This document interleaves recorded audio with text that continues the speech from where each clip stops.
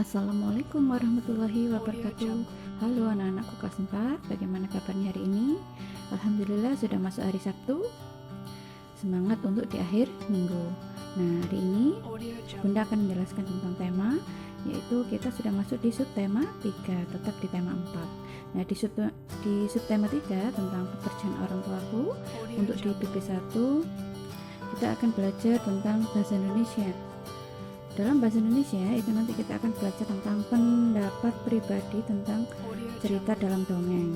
Nah, dongeng kalian pasti tahu ya, dongeng itu apa. Nah, sebelum memberi pendapat kita perlu membaca dongeng dengan cermat. Sekali lagi, maaf, sebelum kalian memberikan pendapat, kalian harus membaca dongengnya terlebih dahulu. Beberapa hal yang perlu diperhatikan dalam membaca dongeng. Yang pertama yaitu tokohnya siapa saja, alurnya bagaimana. Alur itu ada dua, alur itu ada tiga. Ada alur maju dan alur mundur, serta alur maju dan mundur, ada alur campuran, serta pesan moral yang ada di dalam dongeng. Jadi 3 hal yang harus diperhatikan ketika membaca dongeng, yaitu tokoh, alurnya, serta pesan moral. Nah, di buku paket kalian, di pulpena 4B, ayo bacalah dongeng Kelinci dan Kura-Kura, lalu kerjakan soal-soalnya. Nah, kalian setelah membaca dongeng Kelinci dan Kura-Kura, kerjakan ayo berlatih yang ada di halaman 48.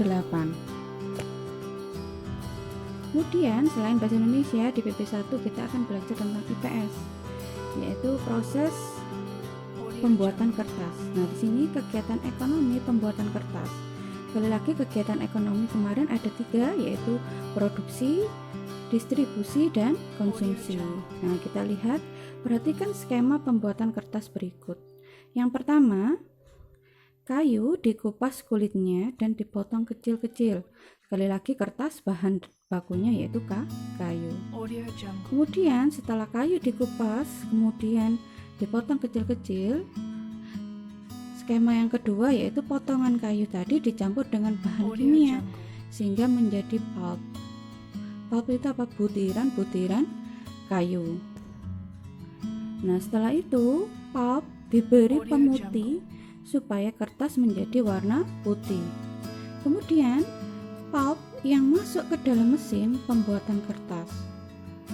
Nah, setelah diberi pemutih, kemudian dimasukkan ke dalam mesin pencetak atau pembuat kertas.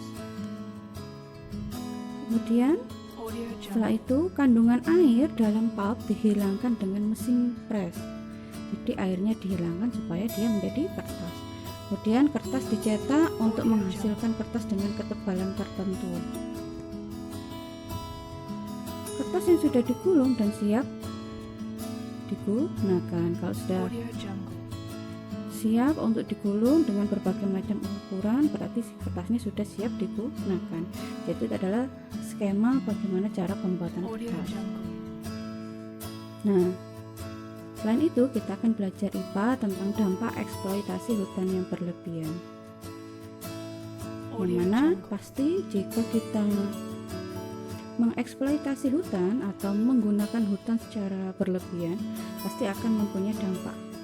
Yang pertama, berkurangnya ketersediaan oksigen, suhu bumi semakin meningkat atau yang disebut global warming, serta rawan terjadi yang namanya bencana alam, terutama banjir. Nah, tugas hari ini yang pertama, tadi kalian harus membaca dongeng, kemudian mengerjakan ayo berlatih halaman 48, dan jawaban langsung ditulis di buku tulis. Yang kedua, kalian membuat keterampilan portofolio halaman 50 di buku tulis tema. Di situ kalian membuat tabel tentang kegiatan ekonomi dalam memanfaatkan sumber daya alam. Di situ carilah informasi tentang cara pembuatan pakaian.